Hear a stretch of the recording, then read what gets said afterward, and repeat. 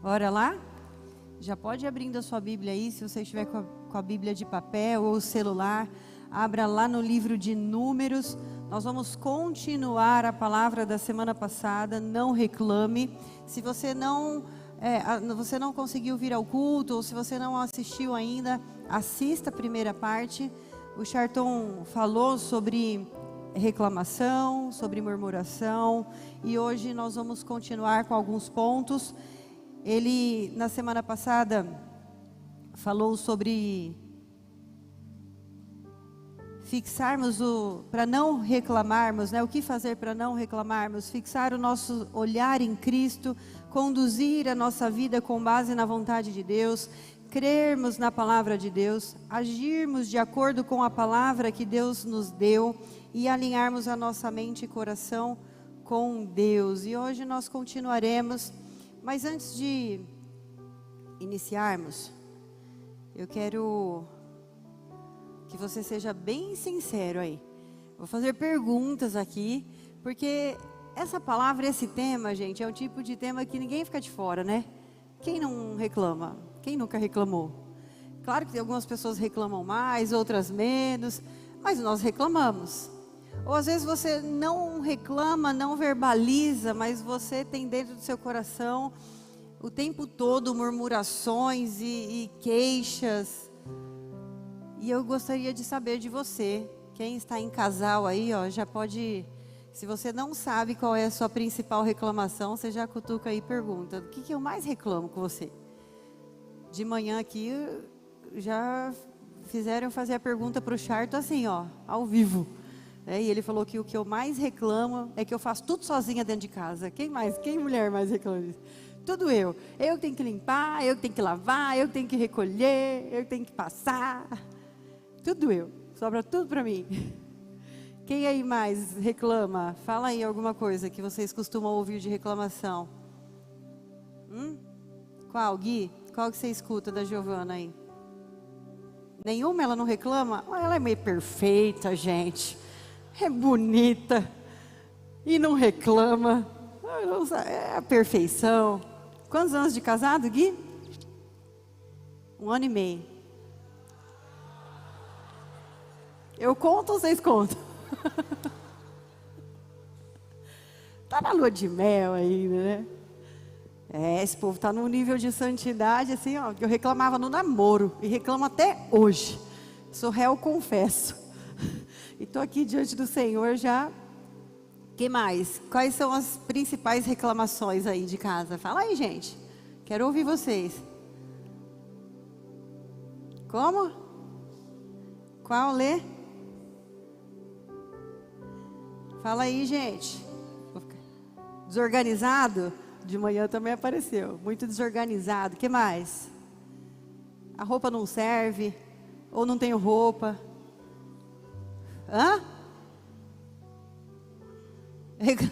Corinthians reclama.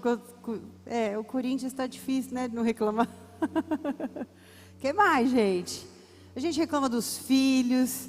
Fala aí, tem gente rindo que é porque deve ter uma lista daquelas assim, ó, que se abrir vai parar lá no campinho. Que mais que a gente reclama? Que gasta demais. Tem gente que reclama que gasta de menos, não é? Olha, gente, teve época lá em casa que falou, você não vai comprar um sapato, não? O sapato aí daqui a pouco vai sozinho, né? É difícil o marido, né, falar isso para a esposa, né? Vai trocar esse sapato. Chamava minha sandalinha de peregrina, gente, só porque eu só usava ela. A minha peregrina. O que mais, gente, que a gente reclama em casa aí? Eu sei que tem coisas mais profundas aí. Tem maridos que reclamam, né? Que não coisa. O que mais? Aí a mulher, quando você reclama de uma coisa, que é não coisar, a mulher reclama de 20 coisas para justificar por que ela não coisa. Não é? É assim ou não é? É só lá na minha casa. Ele tem um motivo, é que não coisa. Eu tenho 20 para justificar por que não coisa, né? Tá cansada, porque tudo sou eu que faço, o que mais? Nós vivemos reclamando, não é verdade? Se a gente está com dor, a gente reclama. Tem dia que a gente fica procurando um motivo de reclamação. Você fala, hoje as costas não doeu, a escola não ligou, o moleque não deu problema, a comida não queimou, paguei todas as contas e não faltou. Deixa eu caçar um negócio aqui para reclamar, que está tudo muito certinho na minha vida. E a gente fica procurando, inclusive, problemas para a gente reclamar. É assim ou não é? Então, diante da confissão pública e coletiva de todo mundo aqui, que todo mundo reclama, não vai nem ter apelo hoje, porque senão vai ter que vir todo mundo aqui na frente, tá certo? Nós estamos todo mundo junto, no mesmo balaio, que essa palavra é para todos nós. A questão é que a gente leva na brincadeira, e eu gosto de levar as coisas difíceis às vezes da vida para o lado do bom humor, porque torna um pouco mais leve e mais fácil de resolver. Mas, gente, a palavra de Deus nos traz orientações e nos deixa muito claro que reclamar pode ser um grave problema e pode ser uma grande motivação de algumas coisas não darem certo, de algumas coisas ficarem travadas nas nossas vidas. E eu gostaria de ler com você primeiro Números 11, no versículo 10, capítulo 11, versículo 10. Abriu aí sua Bíblia? O povo saía recolhendo maná nas redondezas e o moía em um moinho manual, ou socava-o em um pilão. Depois cozinhava o maná em uma panela e com ele fazia pães. Tinha gosto de bolo amassado com azeite de oliva.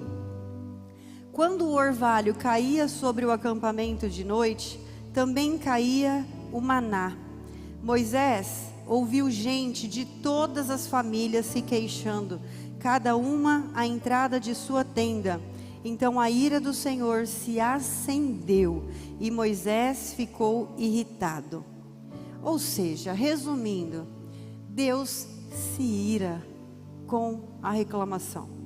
É um fato. Números 14, agora nós vamos fazer uma leitura bem extensa, mas se você tiver com a sua Bíblia de papel e uma caneta aí, faça círculos, anote palavras-chave que saltam aos seus olhos para depois você ficar meditando e refletindo durante a semana sobre isso, ok? Vamos lá? Naquela noite, toda a comunidade começou a chorar em alta voz. Todos os israelitas queixaram-se contra Moisés e contra Arão, e toda a comunidade lhes disse: quem dera tivéssemos morrido no Egito, ou neste deserto, porque o Senhor está nos trazendo para essa terra, só para nos deixar cair a espada? Nossas mulheres e os nossos filhos serão tomados como despojo de guerra? Não seria melhor voltar para o Egito? E disseram uns aos outros: escolheremos um chefe e voltaremos para o Egito. Então Moisés e Arão prostraram-se rosto em terra, diante de toda a assembleia dos israelitas. Josué, filho de Num, e Calebe, filho de Jefoné, dentre os que haviam observado a terra, rasgaram as suas vestes e disseram a toda a comunidade dos israelitas: a terra que percorremos em missão de reconhecimento é excelente. Se o Senhor se agradar de nós, Ele nos fará entrar nessa terra, onde manam leite e mel, e dará a nós. Somente não sejam rebeldes contra o Senhor, e não tenham medo do povo da terra, porque nós os devoraremos como se fosse pão. A proteção deles se foi, mas o Senhor está conosco, não tenham medo deles. Mas a comunidade toda falou em apedrejá-los. Então a glória do Senhor apareceu a todos os israelitas na tenda do encontro. E o Senhor disse a Moisés: até quando esse povo me tratará com pouco caso? Até quando se recusará a crer em mim, apesar de todos os sinais que realizei entre eles? Eu os ferirei com praga e os destruirei, mas farei de você uma nação maior e mais forte do que eles. Moisés disse ao Senhor: então os egípcios ouviram que pelo teu poder fizeste esse povo sair dentre eles, e falarão disso aos habitantes dessa terra. Eles ouviram que tu, ó Senhor, está com este povo, e que te veem face a face, Senhor, e que tua nuvem paira sobre eles, e que vais adiante deles numa coluna de nuvem de dia, e numa coluna de fogo de noite. Se exterminares esse povo, as nações que ouvirem falar do que fizestes dirão: o Senhor não conseguiu levar esse povo à terra que lhes prometeu em juramento, por isso os matou no deserto. Mas agora que a força do Senhor se manifeste, segundo prometeste. O Senhor é muito paciente e grande em fidelidade, e perdoa a iniquidade e a rebelião, se bem que não deixas o pecado sem punição, e castiga os filhos pela iniquidade dos pais até a 3ª e 4ª geração. Segundo a tua grande fidelidade, perdoa a iniquidade deste povo, assim como a tens perdoado desde que saíram do Egito até agora. O Senhor respondeu: eu os perdoei, conforme você pediu. No entanto, eu juro pela glória do Senhor, que enche toda a terra, que nenhum dos que viram a minha glória e os sinais miraculosos que realizei no Egito e no deserto, e me puseram à prova, e me desobedeceram 10 vezes, nenhum deles chegará a ver a terra que prometi com juramento aos seus antepassados. Ninguém que me tratou com desprezo haverá, mas como meu servo Calebe tem outro espírito e me segue com integridade, eu o farei entrar na terra que foi observar, e os seus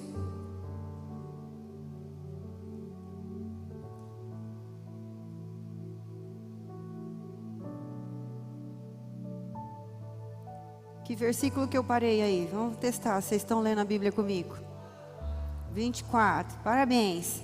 Mas como meu servo Calebe tem outro espírito e me segue com integridade, eu o farei entrar na terra que foi observar, e os seus descendentes a herdarão. Visto que os amalequitas e os cananeus habitam nos vales, amanhã deem meia volta e partam em direção ao deserto pelo caminho que vai para o Mar Vermelho. Disse mais o Senhor a Moisés e a Arão: até quando essa comunidade ímpia se queixará contra mim? Tenho ouvido as queixas desses israelitas murmuradores. Diga-lhes: juro pelo meu nome, declara o Senhor, que farei a vocês tudo o que pediram. Cairão neste deserto os cadáveres de todos vocês de 20 anos para cima, que foram contados no recenseamento e que se queixaram contra mim. Nenhum de vocês entrará na terra que com mão levantada jurei dar-lhes para sua habitação, exceto Calebe, filho de Jefoné, e Josué, filho de Num. Mas quanto aos seus filhos, sobre os quais vocês disseram que seriam tomados como despojo de guerra, eu os farei entrar para desfrutarem a terra que vocês rejeitaram. Os cadáveres de vocês, porém, cairão neste deserto. Os filhos de vocês serão pastores aqui durante 40 anos, sofrendo pela infidelidade de vocês, até que o último cadáver de vocês seja destruído no deserto. Durante 40 anos vocês sofrerão as consequências dos seus pecados e experimentarão a minha rejeição. Cada ano corresponderá a cada um dos 40 dias em que vocês observaram a terra. Eu, o Senhor, falei, e certamente farei essas coisas a toda essa comunidade ímpia que conspirou contra mim. Encontrarão o seu fim neste deserto. Aqui morrerão. Os homens enviados por Moisés em missão de reconhecimento daquela terra voltaram e fizeram toda a comunidade queixar-se contra ele ao espalharem um relatório negativo. Esses homens responsáveis por espalhar o relatório negativo sobre a terra morreram subitamente de praga perante o Senhor. De todos os que foram observar a terra, somente Josué, filho de Num, e Calebe, filho de Jefoné, sobreviveram. Quando Moisés transmitiu essas palavras a todos os israelitas, eles choraram amargamente. Na madrugada seguinte, subiram para o alto da região montanhosa e disseram: subiremos ao lugar que o Senhor prometeu, pois cometemos pecado. Moisés, porém, disse: por que vocês estão desobedecendo a ordem do Senhor? Isso não terá sucesso. Não subam, porque o Senhor não está com vocês. Vocês serão derrotados pelos inimigos, pois os amalequitas e os cananeus os enfrentarão ali, e vocês cairão à espada. Visto que deixaram de seguir ao Senhor, Ele não estará com vocês. Apesar disso, eles subiram desafiadoramente ao alto da região montanhosa, mas nem Moisés, nem a arca da aliança do Senhor saíram do acampamento. Então, os amalequitas e os cananeus que lá viviam, desceram e os derrotaram e os perseguiram até Hormá. Pesou aí? Uma história que nós já estamos, e esse ano foi um ano que nos marcou muito sobre essa questão de ser de um povo que tem uma promessa e que está caminhando para a terra prometida, e todo esse mecanismo que envolve a caminhada a uma terra prometida. Nosso alto de Páscoa foi muito forte, uma ênfase muito forte nesse trecho da Bíblia, nessa parte da Bíblia. Então eu creio que assim, nós já estamos quase em dezembro e Deus ainda está querendo falar com a gente, está falando e nós não estamos ouvindo. Ou então Ele está batendo numa tecla para que fique gravado no nosso coração princípios que nos farão acessar a terra prometida e não ficarmos pelo caminho. Amém? Então, eu quero te fazer outras perguntas agora. Enquanto a gente foi lendo aqui essa história, você se sentiu no lugar de Moisés, às vezes, conduzindo um povo reclamão? Você conseguiu se visualizar assim? Eu fiquei imaginando Moisés passando numa ruelinha, e aí cada família paradinha na porta e reclamando de alguma coisa. Moisés, você tirou a gente lá do Egito para a gente passar por isso?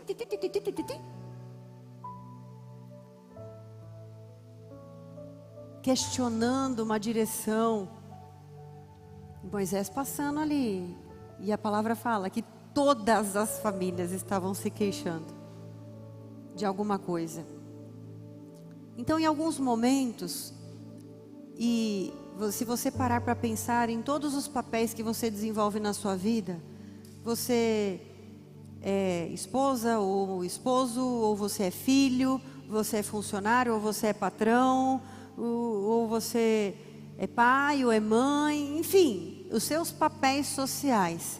Às vezes nós estamos vivendo as três situações aí, e em áreas diferentes da nossa vida. Em uma área nós somos o Moisés, na outra área nós somos o povo que reclama, na outra área nós somos aquele que faz o relatório negativo. Ficou muito marcado isso para mim, essa expressão relatório negativo sobre uma situação. Porque se o Senhor nos manda ver, se Ele tem uma direção, se Ele já colocou uma visão, se Ele já colocou um plano, um propósito, se existe algo que Ele já falou, e você não está enxergando o que Ele está enxergando, e faz um relatório negativo, você é responsável pelo que você está vendo, e pelo que você dissemina. Então você concorda comigo que nós todos temos missões? Em alguma área da sua vida você é um Moisés que precisa liderar, que precisa conduzir, que precisa resolver, que precisa muitas vezes ir diante de Deus e falar assim: não, olha, sabe o que é, Deus, né? Dá uma aliviadinha lá. Quando Deus se ira, Ele vai lá e intercede pelo povo. Ele precisa ficar lembrando Deus de quem é Deus e do que Deus prometeu. Tem noção? Por um povo que está reclamando, que está falando mal, que está, né? Você consegue identificar alguma área na sua vida em que você se sente um Moisés? Lá com seus filhos, na sua casa, lá no seu trabalho, na igreja, no seu ministério.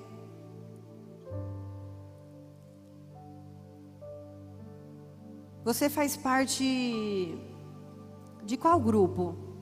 Do relatório positivo, da galera do Caleb, Ou você faz parte do relatório negativo? Quando é colocada uma missão sobre a sua vida, quando é colocado um novo desafio, qual é a forma que você conduz? Como que você relata? Não, isso vai ser muito difícil, é muito caro, a gente não vai conseguir pagar, eu não tenho condições, eu vou ficar envergonhado. O que mais? Eu falo, não, mas se o Senhor colocou isso no meu caminho, é porque eu vou conseguir, eu vou dar conta, Ele vai me ajudar, o Espírito Santo vai me conduzir, e eu vou ser forte e corajoso, eu vou transpor as dificuldades. Que tipo de relatório você apresenta?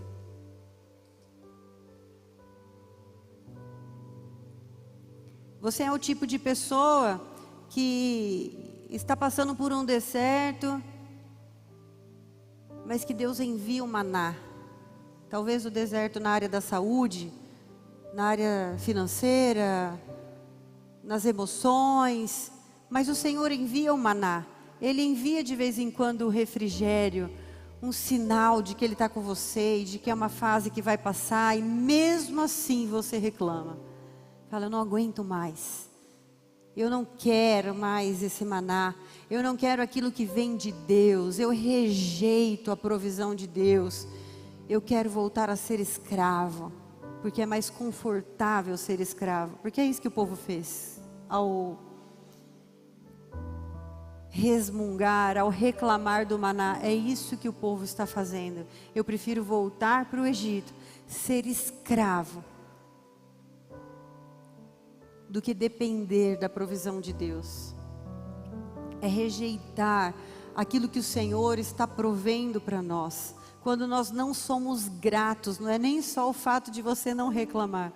Quando você não é grato, quando você não reconhece a provisão de Deus, é como se rejeitássemos aquilo que o Senhor está fazendo por nós.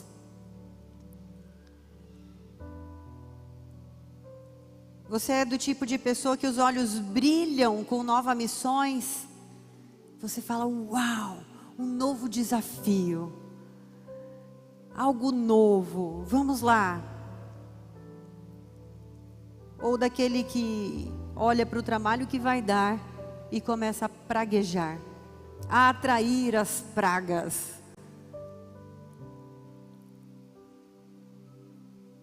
Mas tem gente que não reclama. E pode ser que alguém até esteja pensando, eu não sou de reclamar não. Mas também quando eu não concordo com alguma coisa, nem conta comigo. Belo boicotador.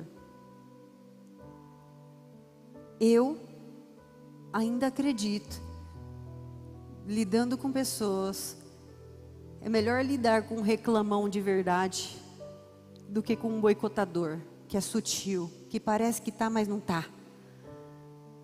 Que boicota nas entrelinhas, na sutileza, às escondidas, que puxa o tapetinho devagarzinho, sabe?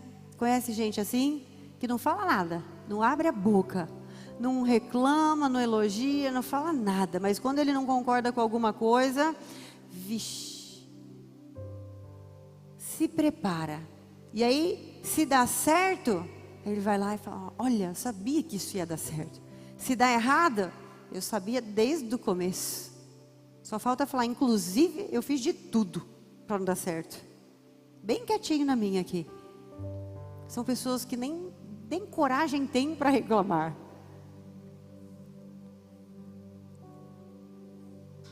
Eu quero te dar uma notícia. Essa semana eu escutei uma analogia, porque quando a gente faz esse tipo de reflexão, eu não sei você, mas eu fico assim, ó Deus, então não tem jeito, não tem jeito. Porque quando eu olho para mim, eu vejo tudo isso, que eu reclamo, que às vezes eu não reclamo, mas boicoto. Às vezes que eu fico quieta é pior do que quando eu estou brava, porque o que está dentro do meu coração é muito pior do que aquilo que às vezes eu estou tentando, argumentar e gesticular. E aí, não tem saída para a gente. Você fica olhando para o Senhor e dizendo assim, e agora? E aí eu me lembro sempre daquela passagem que diz que a causa de não sermos consumidos são as misericórdias do Senhor, que são inesgotáveis e se renovam a cada manhã. Vamos ler junto? Lamentações 3, 21 e 23 diz assim: todavia, lembro-me também do que pode me dar esperança. Graças ao grande amor do Senhor é que não somos consumidos, pois suas misericórdias são inesgotáveis, renovam-se a cada manhã. Grande é a tua fidelidade. Digo a mim mesmo, a minha porção é o Senhor, portanto, nele porei a minha esperança. E aí eu começo a pedir para o Senhor a vir e transformar e me moldar. E essa semana eu escutei uma analogia que eu achei fantástica. Quem aqui já colocou algum aparelho 110, algum eletrodoméstico, secador de cabelo no 220? Vixe, já um monte de gente rindo, todo mundo já passou por isso. Quem já? Horrível, não é?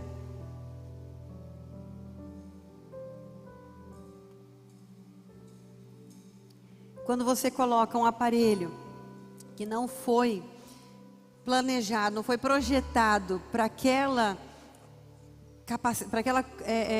quantidade de energia, ele explode, queima, derrete. Você sente o cheiro, é na hora, não dá nem tempo, né? Ligou, só sobe a fumacinha lá e queima tudo. Quando nós falamos no relacionamento com Deus, nós precisamos entender que várias coisas, mas hoje eu vou falar sobre duas. Ele é um bom pai, Ele é um Deus amoroso, Ele nos acolhe, Ele nos limpa, Ele enviou Jesus para nos perdoar, para nos dar condição de acessarmos a vida eterna. Se não fossem as suas misericórdias, nós seríamos consumidos. Mas Ele também é justiça. E tem várias passagens na Bíblia dizendo que Ele nos purifica, que existe o processo de santificação, que todos nós conhecemos o Senhor, conhecemos a palavra, e nós precisamos começar a caminhar num processo de santificação, de aprimoramento. Até o nosso último dia de vida, o último fôlego de vida aqui na terra, nós estaremos aprendendo mais sobre Deus. Mas que existe uma justiça. Existe um juízo final, existe algo que Deus faz que é inclusive para nos purificar.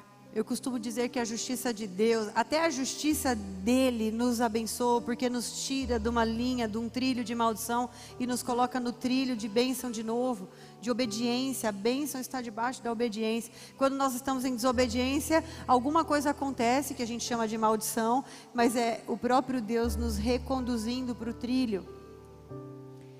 Então nós, aparelhinho 110, projetadinho aí 110, quando você entra na presença de Deus, é como se você entrasse no 220. E o que acontece quando a gente entra no 220, puramente sendo 110? Fulmina. Qual é a única forma de um aparelho não se queimar, não explodir o motor, tendo somente uma tomada 220? Fala aí, bombeiro. Um transformador. Nós precisamos de um transformador para nos conectarmos com o 220, para não sermos fulminados. Eu achei essa analogia brilhante, porque o transformador é Jesus, é o Espírito Santo em nós. É Ele mesmo nos dando condições de entrarmos num lugar e não sermos consumidos, para que a justiça não nos consuma. E é Ele moldando o nosso caráter, nos transformando, nos corrigindo, puxando a orelha, nos colocando na geladeira, nos colocando nos desertos, umas provas. Quem aí passa umas provas que você fala assim, eu acho que ele errou o nome, devia ter 2 nomes iguais lá, a prova de alguém está comigo aqui, não é possível, não é? Às vezes a gente não pensa assim. Alguém não está matando um leão, porque eu estou matando, não é um leão só por dia não, eu estou matando vários leões por dia. E nós precisamos desse transformador.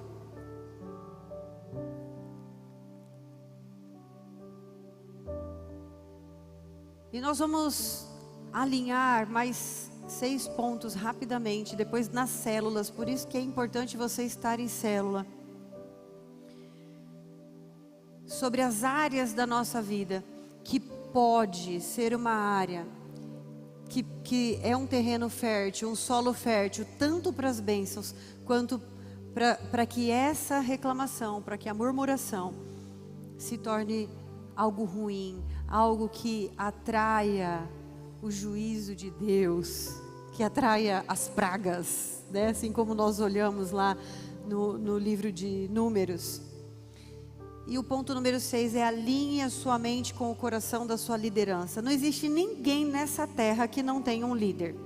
Todo mundo aqui tem alguém a quem você precisa se reportar, ok? Se você, eu sou líder em todos os lugares, eu sou o homem da casa, eu sou o dono da minha empresa. Meu filho, você tem o próprio Deus, a sua responsabilidade é muito maior. Porque se o Senhor te colocou numa posição de liderança em todas as áreas da sua vida,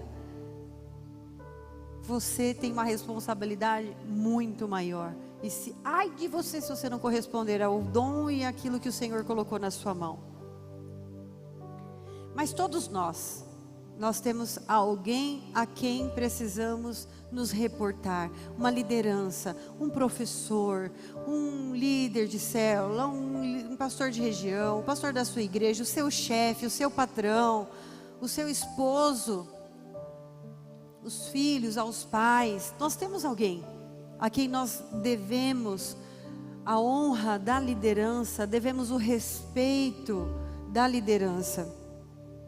Romanos 13, 1 e 2 diz que todos estejam sujeitos às autoridades superiores, porque não há autoridade que não proceda de Deus, e as autoridades que existem foram por Ele instituídas. Assim, aquele que se opõe à autoridade resiste à ordenação de Deus, e os que resistem trarão sobre si mesmo condenação.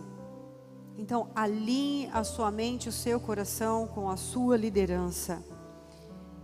Relatores negativos são ótimos divisores. Pessoas que trazem relatórios negativos dividem famílias, dividem igrejas, dividem grupos de amigos, dividem no trabalho. E uma casa dividida não prosperará, não subsistirá. A gente não tem paz. Quem já trabalhou num ambiente onde alguém reclama o tempo todo? Onde tudo que você fala, olha, a gente precisa fazer tal coisa. Ah, o tempo está curto. Ah, não vai dar certo. Ah, mas é difícil. Ah, mas nananana. Ah, nananana. Quem trabalha nesse tipo de ambiente sabe do que eu estou falando. Você tem um desafio, você tem um problema para resolver.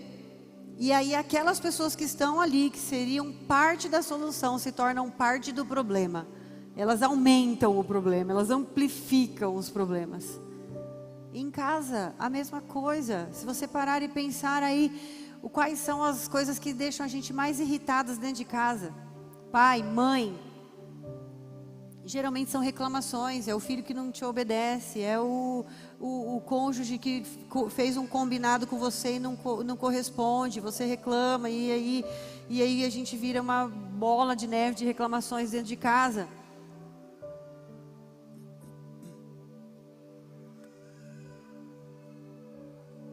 Sétimo lugar, desenvolvam iniciativa para ajudar a sua liderança.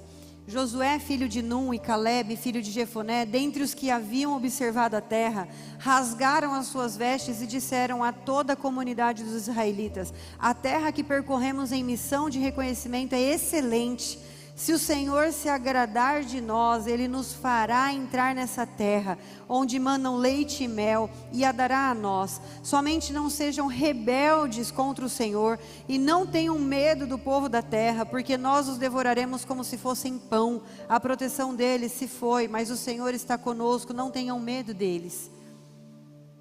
Esses homens, eles tiveram uma visão alinhada com a visão que Deus tinha para o povo, com a visão que Moisés como líder tinha para o povo. Aí nós olhamos todo o contexto, uma multidão reclamando e fazendo nada. 10 fazendo relatório negativo e dividindo e piorando e fomentando e fermentando a multidão. E aí nós temos 2 que faz alguma coisa. E ainda qual foi a sugestão que o povo deu para os 2 que estavam alinhados com o líder e alinhados com Deus? Nós vamos receber eles com honra. Foi isso que a palavra falou? Vamos apedrejar. É diferente? Sua vida, seu trabalho, a sua igreja? É diferente?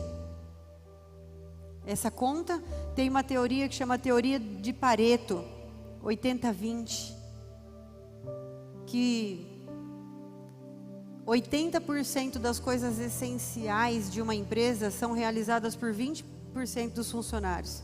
80% das coisas essenciais são realizadas por 20% dos funcionários. Ou seja, se você aplicar a teoria do Pareto em tudo, até na sua alimentação, 20% do que você come é o que te mantém saudável. 80% não poderia ficar sem.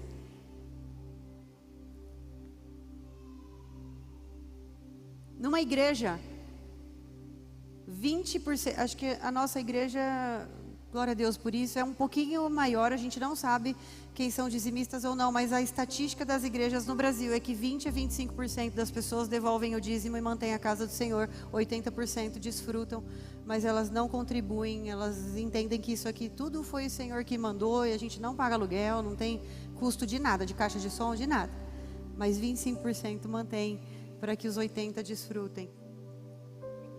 Essa é uma teoria, não é Bíblia não, viu gente? Estou falando de teoria de Pareto, é uma teoria das coisas da vida. E elas estão postas. Eu não estou reclamando não, misericórdia, viu gente? Eu só estou dando informações para que você entenda que você não está sozinho quando você limpa a sua casa sozinho e seus filhos não te ajudam, viu, Charles? Eu já entendi, já, vou parar de reclamar disso daí, tá bom? Mas vocês vão me ajudar a partir de hoje, que eu já confessei diante da igreja, que eu fico reclamando que eu faço tudo sozinho. Mude o seu padrão de pensamento, porque como imagina em sua alma, assim ele é. Romanos 12:2, não imitem o comportamento e os costumes deste mundo, mas deixem que Deus os transforme por meio de uma mudança em seu modo de pensar, a fim de que experimentem a boa, agradável e perfeita vontade de Deus para vocês. E sobre mudança de mente, antes, há uns anos atrás, há 15 anos atrás, para você entender sobre comportamento humano, sobre mente, você precisava pegar um livro, geralmente um livro bem grossão, para você começar a estudar as bases e os princípios do pensamento e do comportamento humano. Hoje em dia, você abre o seu Instagram e se você parar o seu olhinho ali, alguns segundinhos, em algum vidinho sobre virar chave, sobre como mudar a sua vida, como você ter boa performance, em uma semana o seu Instagram só vai ter informações de como ser o cara, de como mudar a sua vida, de como se tornar a pessoa mais feliz do mundo. Mas eu quero te dizer uma coisa, a nossa base de fé não são vidinhos de Instagram, não são vidinhos de TikTok, a nossa base de fé é isso aqui, é a Bíblia, a palavra de Deus. Para algumas pessoas o Senhor vai dar algumas instruções de acordo com o contexto da sua vida. Para algumas pessoas o Senhor vai dar outra instrução e que pode ser que acabe com a sua vida, mas você vai estar no centro da vontade de Deus, com a vida aparentemente toda prejudicada. É só olharmos para a vida de missionários. A gente romantiza, né, o missionário. Geralmente o missionário corre o risco de ir e não voltar. Ele não tem onde ficar, ele não tem casa, um local para chamar de seu. Dificuldades para organizar a sua família, para compor família, enfim. Ele está no centro da vontade de Deus, mas não é uma vida confortável, concorda? Então, mudar a sua mente, você precisa entender que é ter a mentalidade de acordo com aquilo que o Senhor te chamou para fazer. É a mentalidade de Cristo. Nós comentamos aqui, e no GD que nós tivemos esse mês passado, foi sobre perdão, você se lembra? sobre o perdão. E aí nós estávamos ouvindo na apostólica o Charlton dizer assim: se Jesus é o perdão, Ele é o perdão, como nós podemos dizer que nós temos dificuldade de perdoar as pessoas? Porque se nós estamos dizendo que Jesus habita em nós, Jesus habita em mim, eu estou dizendo que o perdão habita em mim, o perdoador habita em mim, o que morreu para perdoar habita em mim. Então a minha dificuldade em perdoar revela a medida de Cristo em mim, certo? Acompanhou a linha de raciocínio aí? Quanto mais dificuldade nós temos de perdoar, menor é a medida de Cristo em nós. Quanto mais facilidade nós temos de perdoar, maior é a medida de Cristo em nós. Às vezes nós somos submetidos e colocados em situações de prova e a gente fica sem entender. Às vezes eu olho para o Charlton e falo: eu já não tinha aprendido a perdoar, aquela situação já não foi o limite. E aí o Senhor vem com uma prova, e aí nós olhamos um para o outro, e aí nós falamos: qual é a medida de Cristo em nós para perdoar isso aqui agora? Não é romântico não, às vezes a gente fala: qual é a medida de Cristo em nós para perdoar isso daqui? Porque tem coisas que arrebentam com a gente, que destroçam com a gente, que faz com que a gente queira a morte. E ninguém tem vontade de perdoar coisas que nos fazem querer a morte. A gente tem vontade de revidar, de se vingar, não é? Sua carnalidade grita: vou quebrar a cara. Se você não perdoar, a cara que vai quebrar é a sua. Te digo, por experiência própria, o perdão, ele sempre vai gritar dentro de nós assim: ó, eu não quero. A nossa carnalidade vai gritar: não perdoa. Mas a medida de Cristo em nós vai falar assim: você não tem essa opção. Se Cristo está em nós, o perdão precisa ser fluido, natural, orgânico, precisa acontecer. Não quer dizer que você não vai se chatear, que você não vai chorar, que você não vai sofrer, que você não vai se lamentar. Mas exercite Cristo em você.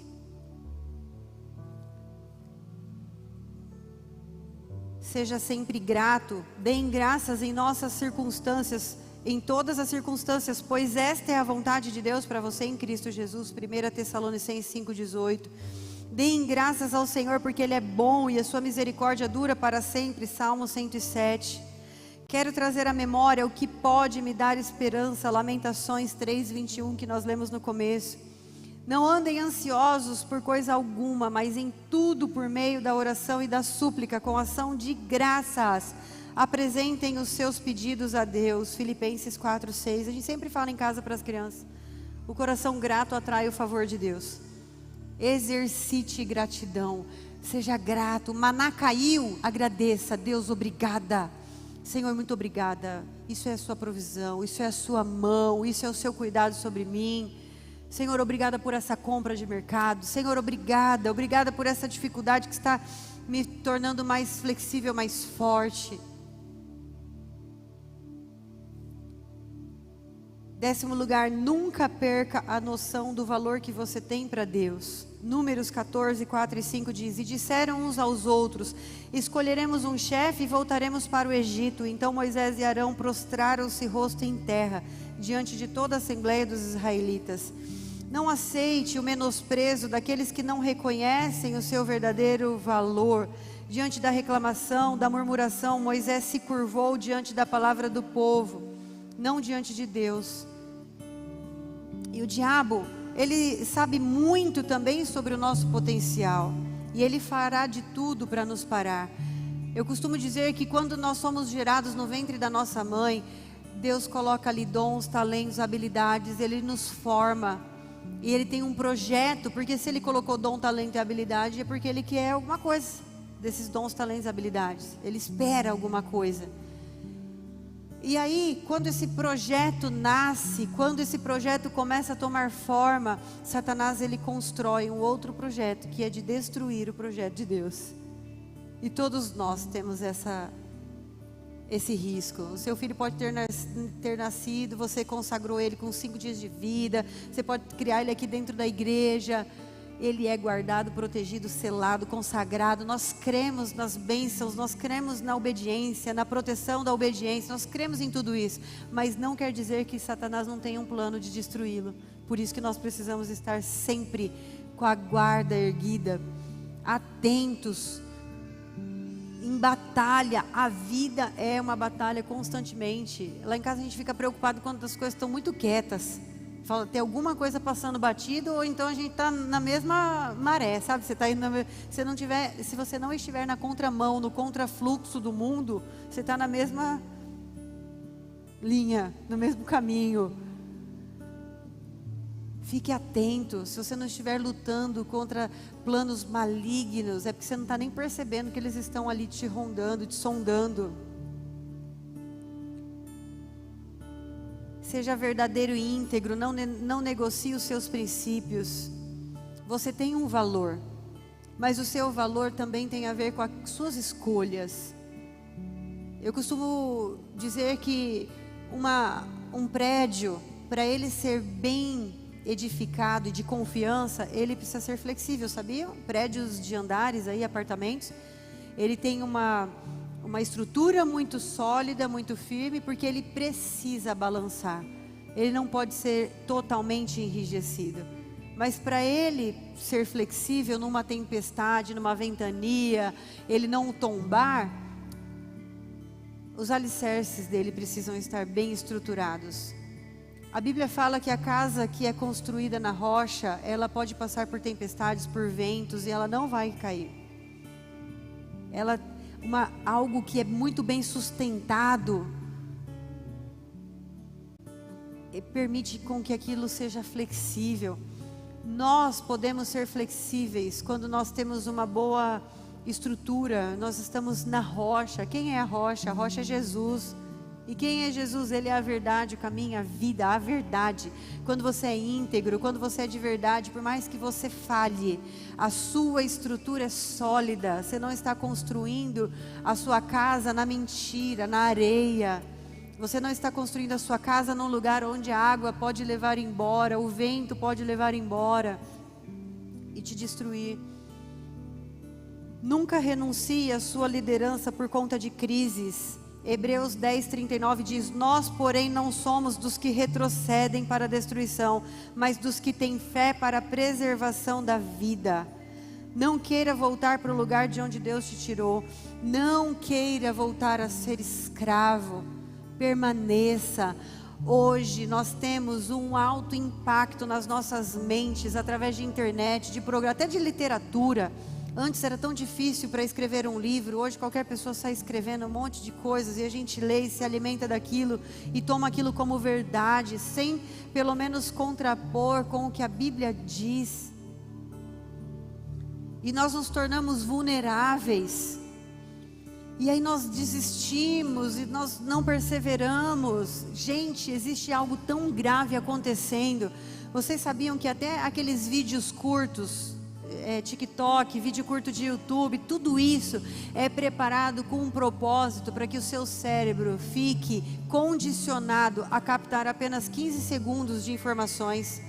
Um cérebro que capta 15 segundos de informação não capta nada. Ele fica...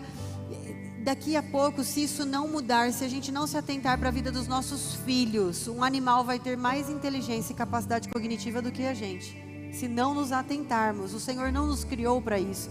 O Senhor nos criou para debruçarmos em cima de coisas complexas que Ele criou.